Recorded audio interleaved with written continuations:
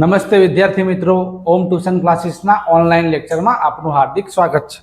આજે આપણે ધોરણ 10 સામાજિક વિજ્ઞાન પાઠ નંબર 9 વન અને વન્યજીવ સંસાધન। વન એટલે જંગલને બચાવવા માટે શું કરવાનું, વનમાં રહેતા જીવોને કેમ તકલીફ પડે છે, કેમ એમના કુદરતી આવાસો નષ્ટ થાય છે, એના માટે મનુષ્ય શું ભૂમિકા ભજવી છે, કયા વર્ષે આ યોજના ચાલુ કરવામાં આવી હતી, તો આ બધા વિશે વાત આમાં કરેલી છે। તો આપણે શરૂ કરીએ। તો પહેલું છે કે જંગલ કોને કહેવાય, તો વૃક્ષ હોય, ઝાખરા હોય અને ઘાસનો સમુચ્ચય એટલે બધા ભેગા થાય એટલે શું બને જંગલ। વૃક્ષ, ઝાખરા અને ઘાસનો સમુચ્ચય એટલે જંગલ। બીજું, અક્ષત વનસ્પતિ કોને કહેવાય અથવા તો કુદરતી વનસ્પતિ કોને કહેવાય, તો જોઈએ કુદરતી વનસ્પતિમાં એ જ વનસ્પતિનો સમાવેશ કરી શકાય કે જેનો ઉછેર મનુષ્યની સહાય વિના કુદરતી જ થયો, મતલબ એ વૃક્ષને પાણી પણ ના પાયું હોય, ખાતર પણ નાખવા ના ગયા હોય, એને ગોળ પણ ન કર્યો હોય, એને કાપ્યું પણ ન હોય અને એ વૃક્ષ કુદરતી રીતેનો વિકાસ થયો હોય તો એવી વનસ્પતિને અક્ષત વનસ્પતિ કે કુદરતી વનસ્પતિ કહેવામાં આવે છે। ભારતમાં આવી કુદરતી વનસ્પતિ આપણને ક્યાં જોવા મળે, તો ભારતમાં આવી કુદરતી વનસ્પતિ આપણને હિમાલયના સુંદરવન અને થરનું જે રણ, હિમાલયમાં સુંદરવનમાં અને થરનું જે રણ છે એમાં ભાગ્ય કે દુર્ગમ વિસ્તારોમાં આપણને આવી વનસ્પતિ જોવા મળે છે। બીજો પ્રશ્ન છે 2 માર્કનો કે નિર્વનીકરણ એટલે શું અને નિર્વનીકરણથી શું થાય, તો નિર્વનીકરણ એટલે શું, જંગલોનું નષ્ટ થવું એને શું કહેવાય, નિર્વનીકરણ કહેવાય। નેક્સ્ટ, નિર્વનીકરણની અસરો શું છે, તો વાતાવરણમાં કાર્બન ડાયોક્સાઇડનું પ્રમાણ વધી જાય, શું થાય, કાર્બન ડાયોક્સાઇડનું પ્રમાણ વધે છે। નેક્સ્ટ, હરિતગૃહ પ્રભાવની અસર વધુ જોવા મળે છે, ગ્રીન હાઉસ ઇફેક્ટ વધુ થાય છે। આગળ, વૃક્ષોનું ઘટાદારપણું એટલે આચ્છાદન દૂર થઈ જાય, એના કારણે માટીનું ધોવાણ થઈ જાય, માટીનું ધોવાણ થાય એટલે ખેતીની ફળદ્રુપતાની સમસ્યામાં વધારો થાય, મતલબ ખેતીની ફળદ્રુપતા ઘટી જાય છે। દ્વીપકલ્પીય ભારતના જંગલોમાં વધુ પડતા વૃક્ષોના કાપવાથી, દોહન કરવાથી જંગલનો વિસ્તાર ઘટી રહ્યો છે અને જંગલનો વિસ્તાર ઘટે એટલે શું થાય, તો સજીવો પોતાના કુદરતી આવાસો ગુમાવી બેસે છે અને સજીવો પોતાના કુદરતી આવાસ ગુમાવે એટલે વનમાં રહેતા જીવો ખોરાકની અને પાણીની શોધમાં જે જગ્યાએ મનુષ્ય રહેતો હોય તો કે એ જગ્યાએ આવી ચડે છે અને જે માંસ ખાતા હોય એવા વન્યજીવો દ્વારા જંગલના નજીકના ક્ષેત્રો એટલે વિસ્તારમાં વસતા એટલે રહેતા જે પશુઓનું પાલન કરતા હોય, પશુપાલકોના જે પાલતુ પશુઓ હોય એને મારી નાખે છે એટલે એનું મારણ કરે છે। તો આવા બનાવો બને છે કારણ કે વનમાં રહેતા જીવો જે જંગલમાં રહેતા હોય છે અને જંગલ જ જતું રહે તો ક્યાં આવી જાય, તો એના કારણે આપણને આવી અસર જોવા મળે છે। નેક્સ્ટ, વાઘ પરિયોજના। આ વાઘ પરિયોજના ક્યારે ચાલુ કરી કે 20મી સદીમાં ભારતમાં 40,000 કરતાં વધુ આપણને વાઘ જોવા મળતા હતા, પણ વાઘની સંખ્યામાં ભારે ઘટાડો થયો, લોકોએ વાઘનો શિકાર ચાલુ કર્યો, દાંત માટે, વાળ માટે, એના નખ માટે, હાડકા માટે, તો મોજ શોખ માટે શિકાર કરાતા હતા અને વાઘની સંખ્યા ઘટી ગઈ, એટલા માટે સરકારે એક્શન લીધી અને 1971માં આ યોજના શરૂ કરી અને ચોપડી પ્રમાણે ભારતમાં કુલ 44 ક્ષેત્રોમાં આ વાઘ પરિયોજના કાર્યરત છે। તો વાઘ પરિયોજનામાં 4 મુદ્દા યાદ રાખવાના, 20મી સદીમાં 40,000 કરતાં વધુ વાઘ, 1971માં યોજના શરૂ, 44 એના ક્ષેત્રો છે। બીજું, હાથી પરિયોજના। તો હાથી પરિયોજનામાં આ પ્રોજેક્ટ ક્યારે ચાલુ કર્યો, 1992માં। ભારતમાં કુલ કેટલા આના આરક્ષિત ક્ષેત્રો છે, 26, પતી ગયું। નેક્સ્ટ, ગેંડા પરિયોજના। એક સિંગી ગેંડા માટે આ યોજના જોવા મળે, સૌથી વધુ ગેંડા અસમમાં જોવા મળે છે, બીજા નંબરમાં પશ્ચિમ બંગાળના સુંદરવનમાં જોવા મળે છે અને રાઇનો વિઝન પ્રોજેક્ટ 2020 અંતર્ગત આ સંખ્યા ક્યાં સુધી લઈ જવાનો ઉદ્દેશ્ય છે, તો આ સંખ્યા ગેંડાની સંખ્યા 3,000 સુધી લઈ જવાનો એક લક્ષ્યાંક ભારત સરકારે નક્કી કરેલો છે। ઘડિયાળ પરિયોજના। તો ઘડિયાળ કોણ છે, તો મીઠા પાણીમાં જોવા મળે છે, મગર જેવી એક પ્રજાતિ છે અને 1970માં લુપ્ત થવાના આરે એટલે તૈયારીમાં હતી. નેક્સ્ટ, હિમદીપડા યોજના. તો હિમદીપડા યોજના ક્યાં? આ હિમદીપડા ક્યાં જોવા મળે? હિમાલયમાં 3000 મીટરની ઊંચાઈએ બરફમાં આ પ્રજાતિ રહેતી હોય છે. 2000માં આ હિમદીપડા યોજનાની શરૂઆત કરવામાં આવી હતી. ગીધ પરિયોજના 4 મુદ્દા યાદ રાખવાના છે. પહેલો, કુદરતનો સફાઈ કામદાર છે. મૃત જે ઢોર મરી ગયા હોય એનું માંસ ખાય છે. કુલ ભારતમાં આની 9 પ્રજાતિ છે અને આ ગીધ પરિયોજના 2004માં શરૂ કરવામાં આવી હતી. નેક્સ્ટ જોઈએ આપણે આગળ, તો કે અભયારણ્ય ના નીતિ નિયમો કેવા હોય? તો અભયારણ્ય ચોક્કસ મર્યાદામાં મનુષ્ય પ્રવૃત્તિ માટે પરવાનગી એટલે રજા આપવામાં આવે છે. આ રજા ક્યાંથી લેવાની? સત્તા અધિકારી પાસેથી પરવાનગી મેળવીને પાલતુ પશુઓને તમે ત્યાં ચરાવવા જઈ શકો છો, છૂટ આપવામાં આવે છે. આની સ્થાપના કોઈ એક વિશેષ પ્રજાતિ હોય એના ધ્યાનમાં રાખીને એનું રક્ષણ થાય એટલા માટે કરવામાં આવે છે. અભયારણ્યની સ્થાપના કોણ કરશે? જે તે રાજ્ય સરકાર દ્વારા જરૂરી જે નીતિ નિયમોની જે પ્રક્રિયા હોય એના દ્વારા કરવામાં આવે છે. અભયારણ્ય પેરિયાર ક્યાં આવ્યું? કેરળમાં આવ્યું. ચંદ્રપ્રભા ઉત્તર પ્રદેશ, એતુરનાગરમ તેલંગાણામાં આવેલું છે. અભયારણ્યમાં કોઈક વિશેષ પ્રજાતિ ઉપર સંરક્ષિત માટે બનાવવામાં આવે છે, જ્યારે રાષ્ટ્રીય ઉદ્યાન અભયારણ્ય સ્થાપના જે તે રાજ્ય સરકાર કરતી હોય છે. હવે આવ્યું રાષ્ટ્રીય ઉદ્યાન. અભયારણ્યની તુલનામાં સૌથી વધુ સુરક્ષિત છે. કોણ? રાષ્ટ્રીય ઉદ્યાન. બીજો મુદ્દો, તેમાં એકથી વધુ પરિસ્થિતિ તંત્ર સમાવિષ્ટ હોય. ત્યાં વાઘ હોય, ચિત્તો હોય, દીપડો હોય ને હાથી હોય. અને ત્યાં ધારો કે વાઘનું અભયારણ્ય છે તો એ નીચલી કક્ષાના પ્રાણીઓ હોય અને અહીંયા એકથી વધુ પરિસ્થિતિ તંત્ર સમાવિષ્ટ હોય. અહીંયા તમે પાલતુ પશુને રજા ચરાવવાની છૂટ આપવામાં આવતી હતી. અહીંયા તો પાલતુ પશુને ચરાવવા ઉપર સંપૂર્ણ પ્રતિબંધ હોય છે, ત્યાં કોઈ જઈ શકતું નથી. અભયારણ્યની જેમ આ એક વિશેષ પ્રજાતિ ઉપર કેન્દ્રિત હોતી નથી. આની સ્થાપના આમાં રાજ્ય સરકાર સ્થાપના કરતી હતી, આમાં રાજ્ય અને કેન્દ્ર સરકાર બંનેના સંકલનથી અને સ્થાપના કરવામાં આવે છે. કાંજીરંગા રાષ્ટ્રીય ઉદ્યાન અસમ, કોર્બેટ રાષ્ટ્રીય ઉદ્યાન ઉત્તરાખંડ, દચીગામ જમ્મુ કાશ્મીર, વેળાવદર ગુજરાત, ભાવનગર, દરિયા રાષ્ટ્રીય ઉદ્યાન જામનગર ગુજરાત, ગીર રાષ્ટ્રીય ઉદ્યાન જુનાગઢ ગુજરાત. હવે આવ્યું જૈવ આરક્ષિત ક્ષેત્ર. તો જૈવ આરક્ષિત ક્ષેત્રની રચના આંતરરાષ્ટ્રીય નીતિ નિયમ અનુસાર એટલે માપદંડ અનુસાર કરવામાં આવે છે. જે તે ક્ષેત્રમાં કુદરતી એટલે પ્રાકૃતિક અને સાંસ્કૃતિક એટલે માનવ સર્જિત વિવિધતાના સંરક્ષણ એનું રક્ષણ કરવાના હેતુ એટલે ઈરાદાથી સ્થાપના કરવામાં આવે છે. જે તે ક્ષેત્રમાં બધી જ વનસ્પતિઓ, જીવજંતુઓ, જમીન ઉપરાંત ત્યાં રહેતા મનુષ્યના જે સમુદાય હોય એમની જે જીવનશૈલી હોય આ બધાનું અહીંયા સંરક્ષણ કરવામાં આવે છે. ત્યાં જૈવ વિવિધતાની બાબતમાં સંશોધન કરવામાં આવે છે અને પ્રશિક્ષણ માટે સગવડ એટલે લેબોરેટરી કે જે હોય ઓફિસ ત્યાં જોવા મળે છે. આ વિસ્તારમાં સંપૂર્ણ બહારની મનુષ્યની પ્રવૃત્તિ એટલે ગતિવિધિ ઉપર સંપૂર્ણ પ્રતિબંધ મૂકવામાં આવે છે. આ જૈવ આરક્ષિત ક્ષેત્ર કેટલા ચોરસ કિલોમીટર વિસ્તારમાં ફેલાયેલો હોય? 5000 ચોરસ કિલોમીટર વિસ્તારમાં ફેલાયેલું હોય છે. ગુજરાતમાં ભારતમાં કુલ 18 જૈવ આરક્ષિત ક્ષેત્રો છે.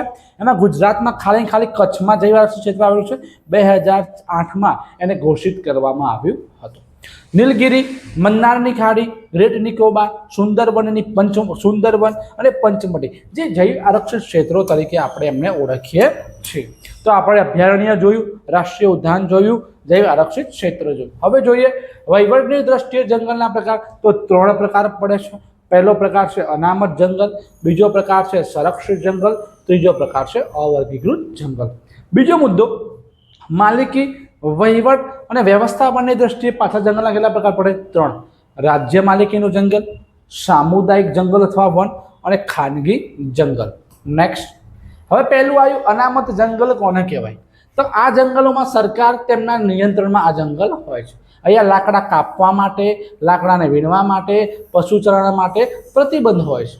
સંરક્ષિત જંગલમાં આની દેખભાળ પણ સરકાર જ કરે છે, પણ વૃક્ષોને નુકસાન ન પહોંચાડે એવી રીતે તમે લાકડા વીણી શકો છો અને પશુને ચરાણ તમે કરાવી શકો છો. નેક્સ્ટ, અવર્ગીકૃત જંગલ. અવર્ગીકૃત એટલે કે જેનું વર્ગીકરણ કરવામાં આવેલું નથી એને અવર્ગીકૃત જંગલ કહેવાય. તો આ જંગલનું વર્ગીકરણ થયેલું નથી. વૃક્ષો કાપવા હોય, પશુચરણ કરાવવું હોય તો કોઈ પ્રતિબંધ છે નહીં. પછી રાજ્ય માલિકીનું જંગલ, દેશમાં મોટા ભાગના જંગલો આ પ્રકારના છે અને આ જંગલનું નિયંત્રણ કેન્દ્ર સરકાર અને રાજ્ય સરકાર બંને કરતી હોય છે. સામુદાયિક વન, આ પ્રકારના જંગલોની જવાબદારી સ્થાનિક સ્વરાજ્યની સંસ્થાની હોય. હવે સાહેબ સ્થાનિક સ્વરાજ્ય સંસ્થામાં કોનો સમાવેશ થાય? તો બે પ્રકાર પડે છે, ગ્રામીણ સ્થાનિક સ્વરાજ્યની સંસ્થા, શહેરી સ્થાનિક સ્વરાજ્યની સંસ્થા. ગ્રામીણ સ્થાનિક સ્વરાજ્ય સંસ્થામાં પડે ત્રણ પ્રકાર પડે, ગ્રામ પંચાયત, તાલુકા પંચાયત, જિલ્લા પંચાયત. જ્યારે શહેરી સ્વશાસનમાં બે પ્રકાર પડે, નગરપાલિકા, મહાનગરપાલિકા. તો ગ્રામ પંચાયત, તાલુકા પંચાયત, જિલ્લા પંચાયત, નગરપાલિકા, મહાનગરપાલિકા. ખાનગી જંગલ, આ જંગલની માલિકી વ્યક્તિગત હોય છે. ઓડિશા, પંજાબ, મેઘાલય, હિમાચલ પ્રદેશમાં આપણને આ જંગલ જોવા મળે છે અને આ જંગલો કેટલીક ક્ષત અવસ્થામાં, તૂટેલા ફૂટેલા વિકસિત અવસ્થામાં અને ઉજ્જડ અવસ્થામાં જોવા મળે. અમુક ઘટાદાર હોય, અમુક સુકાઈ ગયેલા હોય, અમુક ભાગી ગયા હોય, વૃક્ષો તૂટી ગયા હોય, તો એવી અવસ્થામાં આપણને જોવા મળે છે. નેક્સ્ટ, વન્યજીવોનો વિનાશ કેમ થયો? એના કારણો, 2 માર્કનો પ્રશ્ન, કે વનમાં રહેતા જીવોનો વિનાશ કેમ થાય છે? તો વનમાં રહેતા જીવોનો વિનાશ થવાના કારણો, પહેલું, જંગલ ક્ષેત્રમાં જે ઘાસની ભૂમિ છે, જે પાણીવાળો વિસ્તાર છે, એ મનુષ્યની દખલથી વનમાં રહેતા જીવોના કુદરતી અને પ્રાકૃતિક આવાસો એટલે એમનું ઘર જોખમમાં મુકાય છે. કેમ? તો આપણે અહીંયાથી શું કરવા માટે બેટા? તો અહીંયા આપણે ખોદકામ કરીએ, કોઈ ખનિજ મળી આવતી હોય, કોઈ ઔષધિ મળી આવતી હોય, એના માટે આપણે ખોદકામ કરતા હોઈએ છીએ. જંગલનો વિનાશ પ્રકૃતિનો અસંતુલન માટે સૌથી વધુ કારણભૂત છે. છેવટની અસર વનમાં રહેતા જીવોની સંખ્યામાં પણ પડતી હોય છે. શિકાર કેમ કરીએ? તો એના વાળ માટે, ખાલ માટે, હાડકા માટે, શીંગડા માટે, નખ મેળવવા માટે કે શોખથી પણ અમુક વ્યક્તિ શિકાર કરતા હોય છે, જેથી વનમાં રહેતા જીવોનો વિનાશ થાય છે. આગળ, મનુષ્યના લોભ લાલચથી કરાતું જંગલોનું અતિદોહન એટલે ખોદકામ, ત્યાં રોડ રસ્તા બનાવવાના હોય, બહુવિધ યોજનાઓનું નિર્માણ કરાવવાનું હોય, ખનિજ ખોદકામની પ્રવૃત્તિ કરાવવાની હોય, ત્યાં નવી કોઈ બિલ્ડિંગો બનાવવાની હોય, શહેરનો ફેલાવો કરવાનો હોય, તો એ જંગલ જતું રહેશે તો વનમાં રહેતા જીવોનો આશ્રય એટલે નિર્વાસિત થઈ જશે. ઘાસચારો, બળતણ કે પશુ ચરાણ માટે પણ તમે જંગલ ઉપર દબાણ કરો છો, તો જંગલોની આગ લાગે, તો એ આગની લાગે તો પ્રજાતિ ભરખી જાય છે. અને જો આ આગ બચ્ચા ઉછેરવાની કે ઈંડા સેવવાના સમયમાં લાગે તો વનમાં રહેતા જે જીવો છે એની સંખ્યા ઉપર બહુ ખોટી એટલે નકારાત્મક અસર પડે છે. જંગલમાં રહેતા જીવો પોતાના કુદરતી ઘર જતું રહેશે, એટલે ઘર વગર આ બેઘર બની જશે. એટલે જંગલ ક્ષેત્રોમાંથી બહાર આવી જશે ખોરાક અને પાણીની શોધમાં, અને એ પ્રાણીઓ મનુષ્ય સાથેની અથડામણમાં ક્યારેક પોતાનો જીવ પણ ગુમાવે છે. જંગલમાંથી આપણે પ્રાણીમાંથી દવા એટલે ઔષધિ મેળવવા માટે, કોઈ સુગંધીદાર દ્રવ્યો મેળવવા માટે પણ આપણે શિકાર કરતા હોઈએ છીએ. તો એ પ્રજાતિ વિલુપ્ત એટલે પૂરી થઈ જાય છે. તો જંગલના વિનાશ થવાના કેટલાક કારણો છે. નેક્સ્ટ જોઈએ તો કે વનમાં રહેતા જીવોના સંરક્ષણ કરવું હોય, એમનું રક્ષણ કરવું હોય તો આપણે શું કરવું પડે? તો જંગલો માટે આપણી જો વિચારસરણી છે, આપણો જે દૃષ્ટિકોણ છે, આપણી જે માનસિકતા છે, એને આપણે બદલવાની જરૂર છે. આપણે તેને આવક માટેનો ખૂટે નહીં એવો અખૂટ સ્ત્રોત માનીએ છીએ ને, એક ભૂલ ભરેલું છે. તેનું સંરક્ષણ થવું જોઈએ, તો જ એ વન્યજીવો માટે કુદરતી ઘર બચશે, નહીં તો બચશે નહીં. આપણે લોભ લાલચ હોય, બહુવિધ યોજના, સડકો નાખીએ, બિલ્ડિંગો બનાવીએ, વૃક્ષ કાપી નાખીએ, બિચારા ક્યાં રહે? જંગલમાં ઘાસ ખાતા હોય, તૃણાહારી માંસ ખાતા હોય, માંસાહારી પ્રાણીઓની સંખ્યામાં સંતુલન જાળવી રાખવું જોઈએ. અને એ માટે જંગલના જે પાણીના સ્ત્રોત છે, કે પાણીના ભાઈ કૂવા હોય કે તળાવ હોય કે નાની નાની પાણી પીવાના જે હોજ બનાવ્યા હોય એને જાળવણી કરવાની. પાલતુ પશુનું જે ચરાણ માટે ત્યાં પ્રતિબંધ મૂકવો જોઈએ. પાલતુ પશુ જાય જંગલમાં બધું વૃક્ષ હોય, ઝાડ હોય, વાડ હોય, બધું કાપી નાખે, તોડી નાખે, ક્યાંક એમના વચ્ચે આના વચ્ચે અથડામણ પણ થઈ જતી હોય છે. વનમાં રહેતા જીવના પ્રજનનકાળ દરમિયાન તમને ખલેલ ન પડે એવી વ્યવસ્થા કરવી જોઈએ. જો ભાઈ ગીર નેશનલ પાર્ક અત્યારે બંધ થઈ ગયો, હવે સીધો ઓક્ટોબરમાં ખુલશે, એટલે અત્યારે એમનો પ્રજનનકાળનો સમયગાળો ચાલતો હોય. નેક્સ્ટ, જંગલ ક્ષેત્રમાં થતી જે માછીમારી પ્રવૃત્તિ છે, વનમાંથી જે પેદાશ ભેગી કરીએ છીએ, પ્રવાસન સ્થળથી વન્યજીવો ઉપર પડનારી અસરનો અભ્યાસ કરીએ તો એવા પગલાં લેવા જોઈએ. સમાજમાં આ બાબતે લોકોને ખબર પડે તો વ્યાપકપણે મનુષ્યની જાગૃતિના કાર્યક્રમો યોજવા જોઈએ. અને જો જવાબદાર નાગરિક જૂથોએ વનજીવના સંરક્ષણના કાર્ય માટે જો તંત્ર શિથિલ હોય તો તેને પર ઉપર દબાણ ઊભું કરો અને આ કામગીરીને પ્રાથમિકતા તમારે આપવી જોઈએ. તો વનમાં રહેતા જીવોનું સંરક્ષણ થશે, વરના થશે નહીં. નેક્સ્ટ, વન સંરક્ષણ અંગેના ઉપાયો શું કરવા પડશે આપણે? તો વન સંરક્ષણ અંગેના ઉપાયોમાં લાકડાના વિકલ્પે વાપરી શકાય તેવી સામગ્રીનો ઉપયોગ કરો, એવી વસ્તુનું સંશોધન કરો જે લોકોને વપરાશ ઘટશે, અને લાકડાનો વપરાશ ઘટશે તો વન એટલે જંગલ બચશે. બીજો મુદ્દો, જ્યાં જરૂરિયાત કે વિકાસ માટે કોઈ નિર્માણ એટલે કે કોઈ વસ્તુ બનાવવા કે કાર્ય કરવા માટે જે વૃક્ષો ફરજિયાતપણે કાપવા પડતા હોય, તો ધારો કે લીમડો કાપે તો લીમડો જ વાવો, તો એની જગ્યાએ નવી એ જ પ્રજાતિના વૃક્ષો તમે વાવો. કોઈ પરિપક્વ વૃક્ષ ના હોય, એવું અપરિપક્વ વૃક્ષ હોય તો કાપવા ઉપર તમે સંપૂર્ણ પ્રતિબંધ મૂકો. જે ઉદ્યોગો જંગલમાંથી કાચો માલ મેળવે છે, તો ભવિષ્યની જરૂરિયાત માટે એ ઉદ્યોગોના માલિકોએ ફરજિયાત વનીકરણનો તમે કાર્યક્રમ અમલમાં મૂકો. ઇકો ટુરિઝમ વિકાસના કારણે જંગલની સ્થિતિ ન જોખમાય એ માટે કડક રીતે નીતિ નિયમ બનાવો. સ્થાનિક લોકોમાં આ અંગે વ્યાપક જનજાગૃતિ આવે એવા કાર્યક્રમ તમે અમલમાં મુકાવો. પછી શાળામાં, કોલેજમાં જો તમારે 10મા ધોરણમાં પાઠ એટલે મૂક્યો કે વનમાં રહેતા જીવો અને જંગલનું આપણે કેમ સંરક્ષણ કરવું જોઈએ, તો શાળામાં, કોલેજોમાં શીખવવામાં આવતા પાઠ્યક્રમોમાં આ અંગેની વિગતો સમાવો અને વન એટલે જંગલના સંરક્ષણની વિશેષ જરૂરિયાતો આપણે સમજવી જોઈએ. નેક્સ્ટ, ઘાસ માટે, બળતણ માટે, જરૂરિયાત માટે બધા ભેગા થઈને વનીકરણ, વૃક્ષારોપણ કરો, કૃષિ વનીકરણ કરો, આયોજનબદ્ધ પગલાં લો, જેના કારણે સઘન વિકાસ કરવો જોઈએ. બળતણની જરૂરિયાતમાં લાકડાના બદલે સૂર્યમાંથી મળતી ઉર્જા, કુદરતી વાયુ જેવા વિકલ્પો અપનાવો તો ઓટોમેટિક જંગલનો બચાવ થશે. નેક્સ્ટ, વન સંસાધનનો કરકસરપૂર્વક ઉપયોગ કરવો જોઈએ. એમાં ને એમાં જ છે કીટકોને જે ક્ષતિગ્રસ્ત થયેલા જે વૃક્ષો હોય એને દૂર કરો તો અન્ય તંદુરસ્ત વૃક્ષોનો સારામાં સારો વિકાસ થશે. નેક્સ્ટ, દાવાનળથી જંગલમાં ભારે નુકસાન થાય છે, તો સમન એને દૂર કરવા, એને હોલવવા માટે રાષ્ટ્રીય સ્તરે, દેશ લેવલે અલાયદું એક અલગ તંત્ર, એક વિભાગ કે એક દળ ઊભો કરો. જંગલ ક્ષેત્ર પર આવેલા ધાર્મિક આસ્થા કેન્દ્રો હોય, જે ભરાતા મેળા હોય, કોઈ ભંડારા હોય, ગિરનારની પરિક્રમા, નર્મદાની આપણે પરિક્રમા કરીએ છીએ, તો એ સમયે પરિવહનની સુવિધા વધશે, પ્રવાસન સારી રીતે બને, હજારો યાત્રિકો ત્યાં પહોંચે છે. તો એ દરમિયાન કચરો યોગ્ય નિકાલ ન થવાથી જંગલ દૂષિત થાય છે, તો કચરાનો યોગ્ય નિકાલ થાય એવી તમે વ્યવસ્થા કરો. અને પશુચરણ માટે અલગ વિસ્તારો તમે રાખો. શું ભણ્યા? તો વન સંરક્ષણ અંગેના ઉપાયો. નેક્સ્ટ જોઈએ, કેટલાક તથ્યો છે. વિશ્વમાં પશુ પંખીની લગભગ કેટલા પ્રજાતિ જોવા મળશે? 15 લાખ જેટલી પ્રજાતિ જોવા મળે છે. નેક્સ્ટ, ભારતમાં પશુ પંખીની કેટલી પ્રજાતિ જોવા મળે? 82,251 જેટલી પ્રજાતિ આપણને ભારતમાં જોવા મળે છે. જૈવ વિવિધતાની દ્રષ્ટિએ ભારતનો ક્રમ કયા નંબરનો? તો કે 12મા નંબરનો ક્રમ છે. ગિબન એ કોની પ્રજાતિ છે? તો કે વાંદરાની પ્રજાતિ છે. હિમાલયની ઊંચાઈ પર શું જોવા મળે? કે આપણને હિમદીપડો જોવા મળે છે. હિમાલયના શીતવનોમાં શું જોવા મળે? તો આપણને લાલ પાંડા જોવા મળે છે.